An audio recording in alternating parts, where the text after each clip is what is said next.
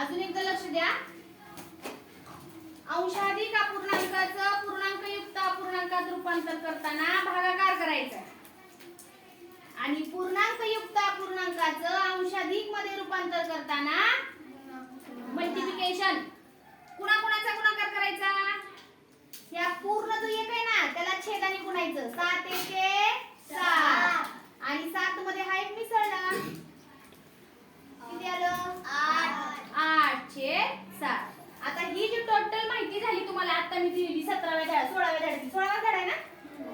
या 16व्या धड्यामधली जी माहिती मी तुम्हाला आता शिकवली, छेदाधिक म्हणजे ज्याचा छेद मोठा, अंशाधिक म्हणजे ज्याचा अंश मोठा, अंशाधिकचं रूपांतर पूर्णांकयुक्त मध्ये आणि पूर्णांकयुक्त अपूर्णांकाचं पुन्हा अंशाधिक मध्ये, या सगळ्याच माहितीवर तुम्हाला काय आहे स्वाध्याय दिलेले आहेत. आणि त्या स्वाध्यायामध्ये फक्त हीच माहिती वापरायची आहे.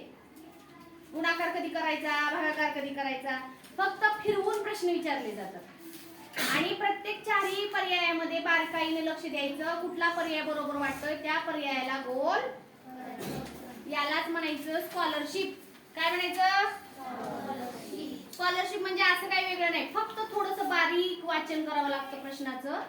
पर्याय बारकाईनं बघावे लागतात की बाबा खरं पर्यायामध्ये बारकावा काय दिलाय, बारीक लक्ष पाहिजे आपलं. आपल्याला गडबडीत वाटतं की नाही दुसराच पर्याय बरोबर आहे, पण नंतर लक्षात येतं गोल रंगवल्यावर अरे चौथा पर्याय बरोबर होता. म्हणजे स्कॉलरशिपची गणितं सोडवत असताना तुमचं पूर्ण लक्ष प्रश्नावर आणि तुमचं पूर्ण लक्ष कुठं पाहिजे दिलेल्या पर्यायांवर. ठीक आहे. तर या माहितीच्या आधारे तुम्हाला स्वाध्याय दिलेला आहे, नमुना प्रश्न सोडवून दिलेले आहेत गाईड मध्ये आणि त्यानुसार तुम्ही त्या धड्याखालचा स्वाध्याय सोडवू शकता. घरी जाऊन तुम्ही या धड्यावरचा स्वाध्याय सोडवा. न येणारे प्रश्न आपण वर्गामध्ये घेणार आहोत. कुणाला काही अडचण ह्याच्यात? किती जणांना समजलंय? हे सोपं वाटतंय का अवघड वाटतंय? सोपं. वैभवी सोपं आहे. घरी जाऊन फक्त सराव केला ना तुम्ही, मॅडमने आज काय शिकवलंय डबल जरा केलं ना होऊन जाते सगळं. काहीच अवघड नाहीये. म्हणजे असं काय तुम्हाला 10वीचा अभ्यास दिलेला नाहीये की बाबा 10वीची गणितं दिली तर मला सुटत नाही तुम्ही. तसं आहे का श्रेयश? किती सोपं आहे. आपण हे सगळे 4थीत शिकले की नाही. अंशाधिक, छेदाधिक, पूर्णांकयुक्त अपूर्णांक, अंशाधिक. फक्त चेंज करायचं, इकडून तिकडे जायचं तिकडून इकडे जायचं. अंशाधिकचा पूर्णांकयुक्त करताना भागाकार आणि पुन्हा पूर्णांकाचं इकडं अंशाधिकला करताना गुणाकार. एवढं टेक्निक लक्षात ठेवायचं. तुम्ही जेवढे आयडिया लक्षात ठेवणार, तुम्ही जेवढे टेक्निक वापरणार, तुम्ही जेवढे नियम, कालचे मी विभाजित त्याच्या कसोट्या पाठ करा म्हटलं होतं. 2ची, 4ची, 8ची, 5ची, 10ची, 3ची, 6ची, 9ची. किती जणांनी पाठ केल्या? जे वर्गात सांगितलंय ते पटदिशी आपण दुसऱ्या दिवशी आपलं रेडीच पाहिजे पाठांतर.